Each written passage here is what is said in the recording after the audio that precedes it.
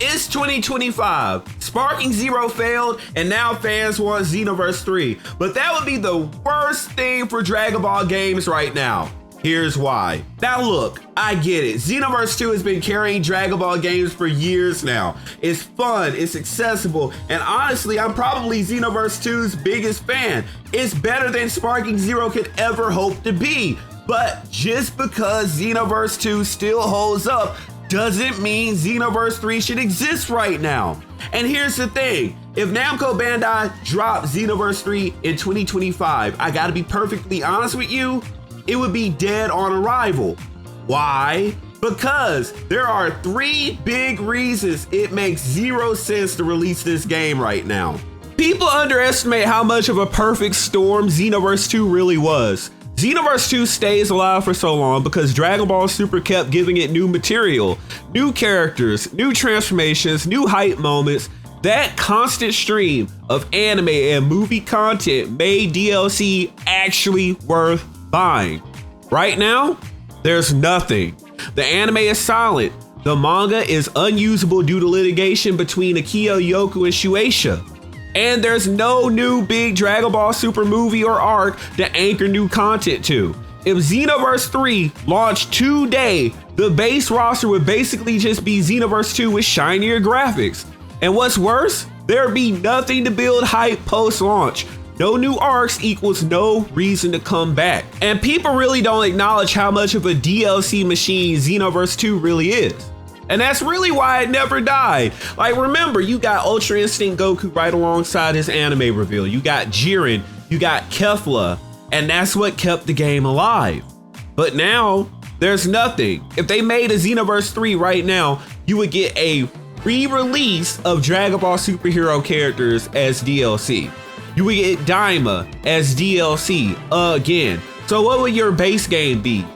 Yet another Saiyan Saga through Buu Saga with a little bit of GT and still pretending like Dragon Ball Super is brand new and the end game content. The exact same game as Xenoverse 2, just shinier graphics, right?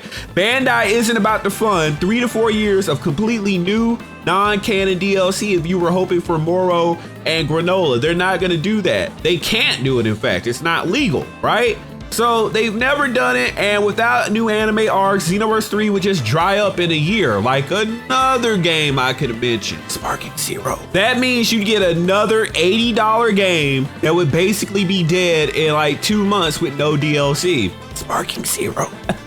But like, really, let's talk about it. Let's talk about Sparking Zero, how it basically had no DLC without Daima. And that's all they've been pushing. What? Dragon Ball Superhero, even though that movie has been out like 3 or 4 years, they had to pretend and role play like it was brand new for DLC content. And then what did they have after that? Dragon Ball Daima.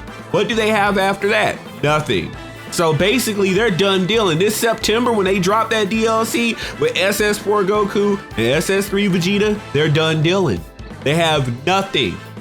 Nothing. Nothing.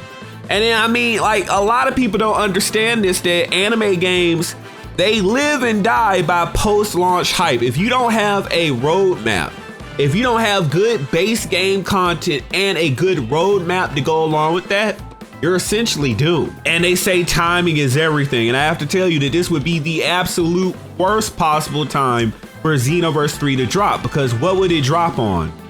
The PS5, right?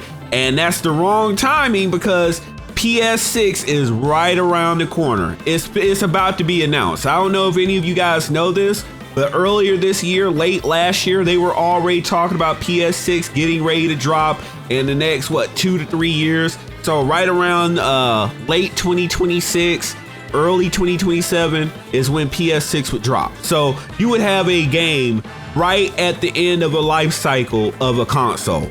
That would be horrible for a Dragon Ball game. That means it would feel dated. You gotta future-proof these things. Like Xenoverse 3 should be the ultimate Dragon Ball game and not another cross-gen experiment like some games we could talk about. Sparking Zero, Sparking Zero Switch version.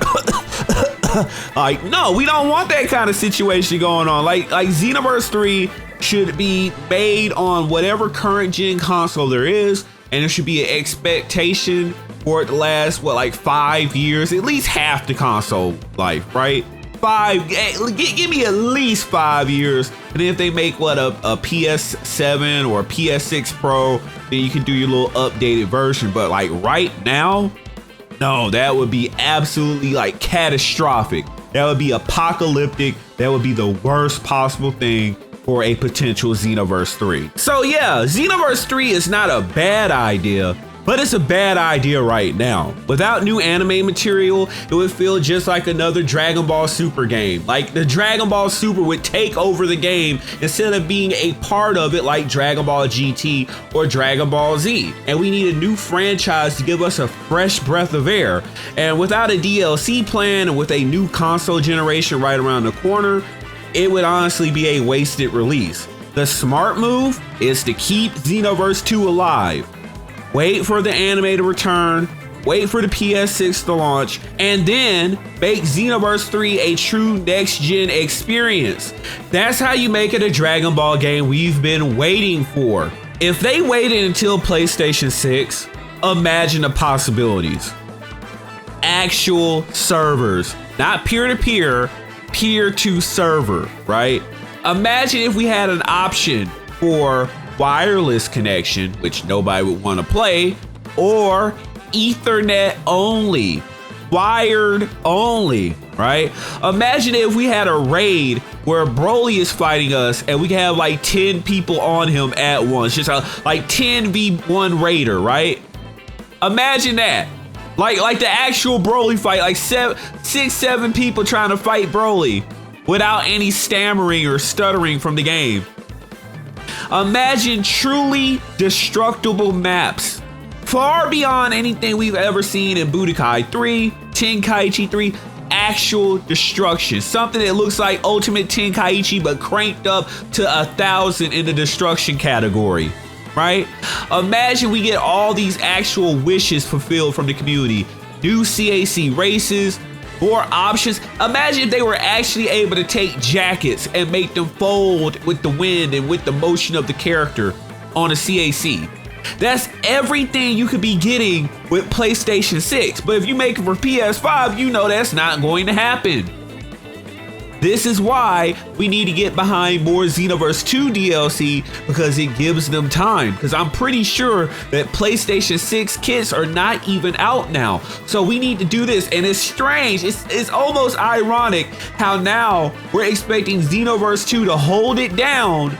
Not for Sparking Zero, because that failed. We're expecting Xenoverse 2 DLC to hold it down to make it to Xenoverse 3.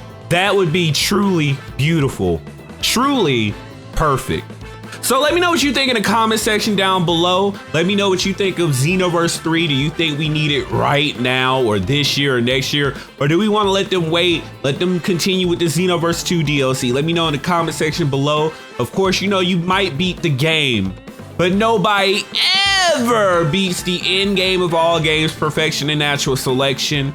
Go ahead, hit that subscribe button, hit that like button. If you a hater, you can hit the door. And Perfectionist, Flawless Federation, we out. One's in the sky.